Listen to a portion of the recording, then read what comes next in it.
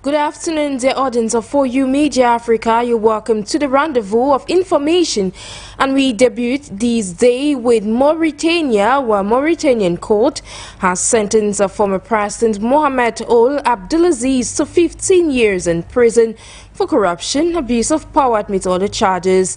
The verdict on Wednesday marks the end of the country's longest trial and a dramatic fall from power for the man who ruled the nation from 2009 to 2019. The rest of this latest development in Mauritania is enveloped in this report.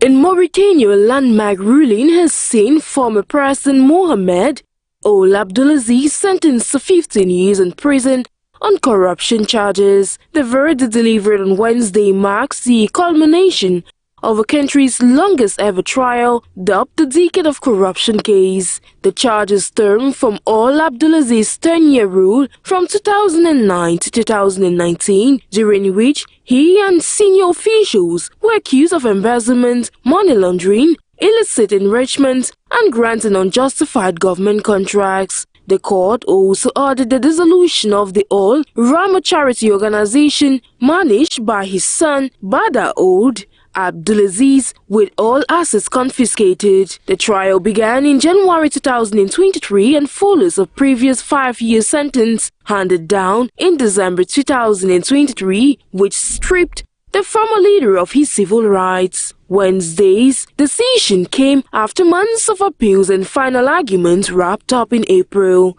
Authorities reportedly froze over $100 million in assets, more than half linked directly to the former president and his family. Ould Abdelaziz's legal team plans to appeal to the Supreme Court, and he had stepped down in 2019, endorsing current President Mohamed Ould Ghazouani as his successor. Away from the burning news in Mauritania, we now talk bilateral relations between Zimbabwe and Belarus, when a strategic move to boost bilateral cooperation. Zimbabwe and Belarus on Wednesday in Minsk signed a roadmap of strategic cooperation and partnership for the years 2026 to 2030. They as well signed an agreement to waive visas for holders of diplomatic and service passports. Bukamarambi went through this update in our reports. On Wednesday in Minsk, the president of Zimbabwe, Emmerson Mnangagwa, and his Belarusian counterpart, Alexander Lukashenko, inked a roadmap of strategic cooperation and partnership for 2026 to 2030. The heads of state discussed the bilateral cooperation, progress in the implementation of existing projects, and prospects for new ones, including in trade, economy, and investment. During the talks, President Mnangagwa expressed Zimbabwe's keenness to make progress in cooperation in mechanical engineering, noting that they will benefit immensely from it. At the same time, he believes the Belarusian economy can also benefit from it because it will gain a foothold in Africa. For his part, Belarusian leadership stressed his country's readiness to assist Zimbabwe in creating a comprehensive healthcare system to supply medical drugs and special equipment from Belarus to address the issue of providing medical care to children, women, and the entire population of Zimbabwe. It's worthy of note that the agreement as well included memorandums of cooperation in tourism, information on the press, on intentions to strengthen partnership in healthcare and the construction of Harare Hospital, on the promotion of micro, small and medium enterprises, and on the strengthening partnership in waste management, water treatment, as they said yes to waive visas for holders of diplomatic and service passports. Let's now talk health in the course of this news in Malawi, where the African nation has launched its first oral pill instead of enduring toxic food drugs to fight the deadly sleeping sickness. Malawi approved its use in December 2024 following a European Medicines Agency's decision to issue a positive scientific opinion in December 2023. Here is the rest of that story. In a significant milestone, Malawi patients for the first time can take a pill instead of enduring toxic 4 drugs to survive deadly sleeping disease. A rare disease, rhodesiense sleeping sickness, officially known as human African trypanosomiasis, has long affected parts of East and Southern Africa. The sleeping sickness disease, often fatal illness, spread by testes fly, which attacks the central nervous system, comes in 2 types, a slower version in West and Central Africa and a faster, more deadly strain, TB rhodesiense, found in East and Southern Africa, with Malawi being one of the countries most affected according to reports. Lilongwe between 2019 and 2021 witnessed health records confirming over 2,000 cases, many from rural areas with limited access to health care. Reports reveal that until now, the only treatment was hospitalization and intravenous 4 injections of melasopral, a strong arsenic-based drug with severe side effects, with statistics providing that 5 to 10% of patients died from the treatment itself. However, patients can now take fezinidazole, Wintrop, a pill that treats both early and advanced stages of the disease without risking death from the cure. According to Dr. Winston Yirenda, who led the clinical trials in Malawi, the drug, which is developed through a partnership between public and private organizations, is a historic achievement for their health system as it moves treatment from hospitals to the community, giving people a real chance to survive. Though climate change plays a negative role in the spread of the disease, health officials are optimistic, noting that with oral drugs like this, they now have a powerful new tool to turn the tide. Dr. Junius Matangila, DNDI's program head, reviewed. Out of the African continent, we now talk the negotiations between Russia and Ukraine taking place in Istanbul, where for the first time in over 3 years, Russian and Ukrainian officials have resumed direct peace talks in Istanbul, Turkey. The negotiations proposed by President Vladimir Putin without preconditions aim to find a path towards ending the ongoing conflict. Here is the rest of these latest developments taking place all the way in Turkey.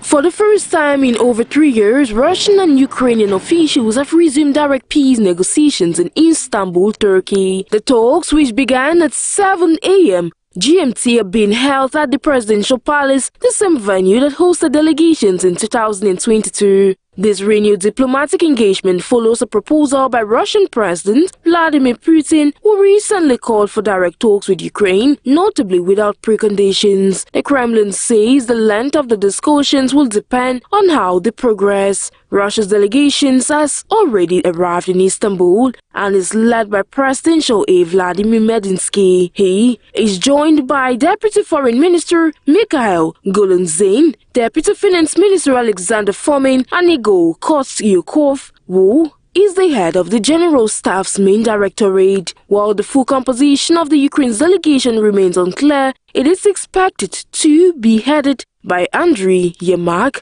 Chief of Staff to President Volodymyr Zelensky. Zelensky himself is in Ankara today, where he is scheduled to meet Turkish President Recep Tayyip Erdogan. However, Erdogan's office has stated that he has not planned meetings with either delegations in Istanbul. This high-stakes meeting marks a cautious step towards potential resolution in the ongoing conflict, though significant challenges remain. It is worth mentioning that For You Midi Africa is following these groundbreaking talks keenly, and we shall be updating you in our subsequent editions. Meanwhile, before we culminate today's edition of the news, we now talk U.S.-Syria relations, where U.S. President Donald Trump has met with Syria's interim President Ahmad al-Shara in Saudi Arabia, marking the first face-to-face meeting between the leaders of the two nations in 25 years. These are significant diplomatic moments, signals a shift in Washington's approach to Syria, with Trump planning to lift a decade-old U.S. sanctions imposed on the country since 1979. Our intern Kote Imaba has the rest of that story.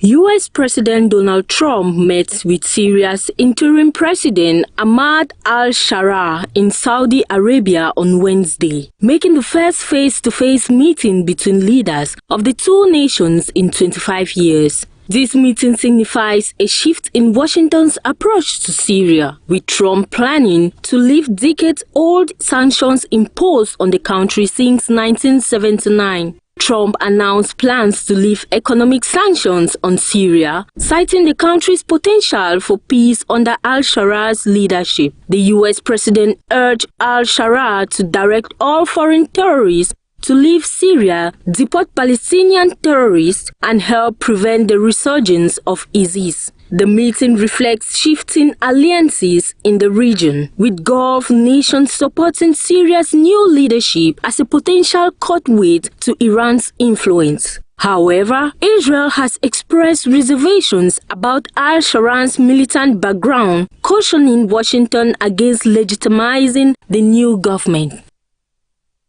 Thank you, Emaba. We'll stay with you to talk about something else.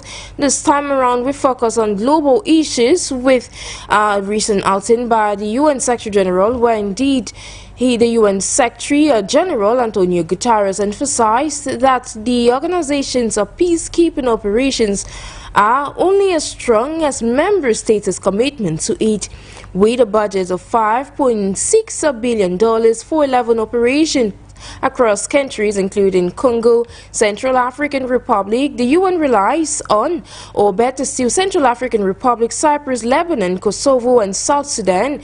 The United Nations relies on its 193 member countries to pay their share.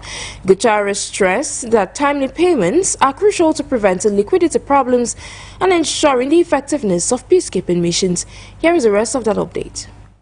The United Nations peacekeeping operations are facing a severe funding crisis, threatening the effectiveness of its missions worldwide. Speaking on May 13, the UN Secretary General Antonio Guterres urged member states to honor their financial obligations to support peacekeeping efforts. The United Nations has 11 peacekeeping operations worldwide, with over 80,000 personnel deployed in countries such as the Democratic Republic of Congo, Central African Republic, and South Sudan. The UN has faced significant funding shortfalls in recent years, with some member states failing to pay their access contributions on time. Funding shortages have impacted the procurement of essential equipment and logistics, compromising the effectiveness of peacekeeping operations. Guterres has appealed to member states to provide financial support to peacekeeping operations, highlighting the critical role they play in maintaining global peace and security. However, the funding crisis facing UN peacekeeping operations is a critical issue that requires immediate attention from member states. The effectiveness of peacekeeping operations depends on the financial support of member states, and a lack of funding can have severe consequences for global peace and stability accentuated. Thank you, Mansley Akute Maba. Meanwhile, ladies and gentlemen, that report on peacekeeping missions brings us to the end of today's edition of the News of our Pan-African channel for You Media Africa. So it's a pleasure to be in your company. Meanwhile, have a great day in company of our numerous programs.